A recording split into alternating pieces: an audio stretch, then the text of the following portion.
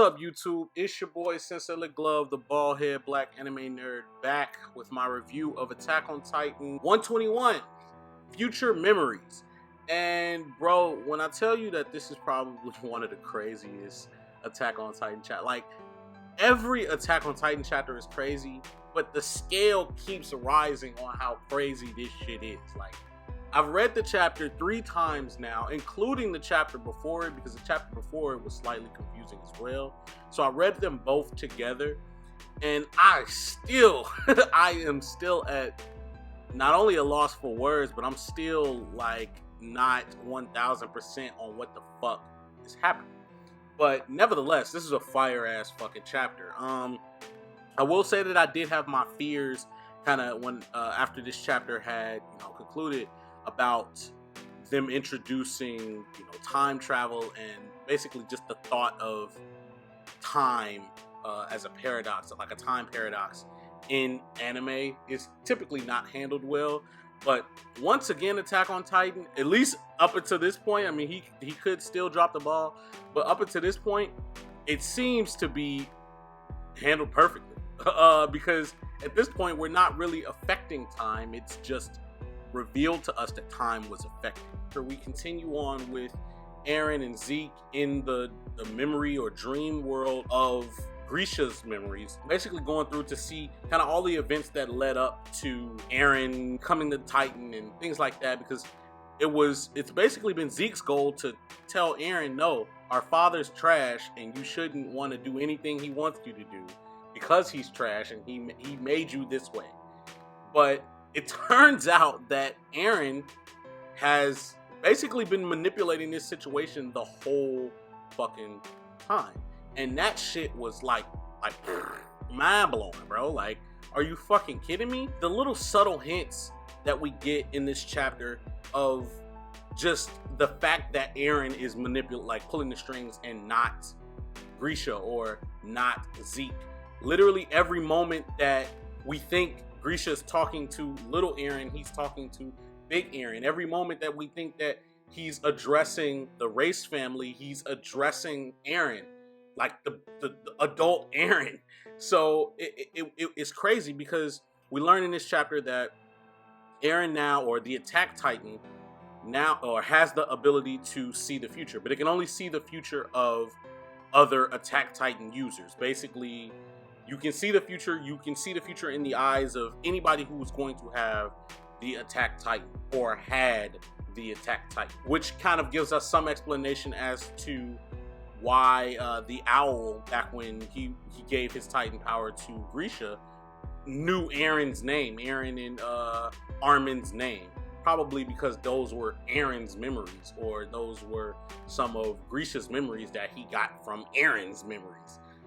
Which is just, like I said, it's a time paradox, but the shit is fucking fire. So when it's revealed in that moment where Grisha and the race family are basically confronting each other, Grisha doesn't want to do it. He doesn't want to kill any kids. He doesn't want to kill their family. But because he's being fed all this information piece by piece of the future and, what's going to happen as far as the Titans kicking down the wall looking for the founding Titan and, this type of stuff and people dying, he knows that he has to do this based on what Eren is saying. And I guess this is Eren's opportunity to test out that power, because as we already knew, back when Eren got locked up right after they opened the basement for the first time, he was having those visions about Grisha's past. So that was when he knew, I'm able to tap into these niggas' memories. Probably didn't really hit him what he could be doing, or he didn't see the future until he touched Historia. So that leads me to believe that he needed Zeke, because he needed Zeke to basically see the future, to confirm that the future is still good. But when he saw the future when touching Historia, when he kissed her hand, he basically saw a future that we don't know yet. And in that future, I'm guessing it's something glorious, but I don't know what it is. A lot of times in this chapter, we get brought up to the theme of freedom. Eren talks a lot about freedom. Like, if you're going to take my freedom, then I'm going to take your freedom. So I can only imagine that his goal is to switch the roles. Like, everybody in Marley is now slaves, and all the Lydians run the world, or something along those lines, because I can't see any other way for this to happen. Another thing that interests me, because Historia played a big role in his ability to see the future, connect with the Founding Titan, connect with Ymir, connect with the Coordinate, all of that, I wonder if she also saw that future. In which case, because we see in this chapter, once Zeke realizes that Eren is manipulating Grisha, he pulls back like, oh shit, what the fuck? And Eren's like, yo, you didn't even get to see me eat the man. And it was kind of like funny, but that leads me to believe if they went further, would we have seen more of the future that Eren sees? Nevertheless, Zeke being fucking out of his mind, like, yo, what the fuck? Like, you've been manipulating us the whole time. You made all of this happen. He basically calls for the Founding Titan to euthanize everybody. In which case Eren runs after him, or runs after her rather, and is trying to stop her. Chapter ends there. It's fucking crazy. Like, it is fucking insane, because one, we know that he cannot control the Founding Titan, especially not in this plane of existence that's happening. Two, the fact that this is all happening in one moment. Like, Eren's head is still in his arm, in Zeke's hand right now. The rest of the world is basically at a standstill while they're having this battle over what's gonna happen with the power of the Coordinate, or the power of Ymir. I don't know if Eren's plan is to use the Coordinate power to basically destroy all of the Marleyans here, and then have the Titans go attack the land across the way. I don't know if that's his plan, but holy fuck, man. Like, this chapter was a bit of a mind fuck, and I'm not gonna lie to y'all.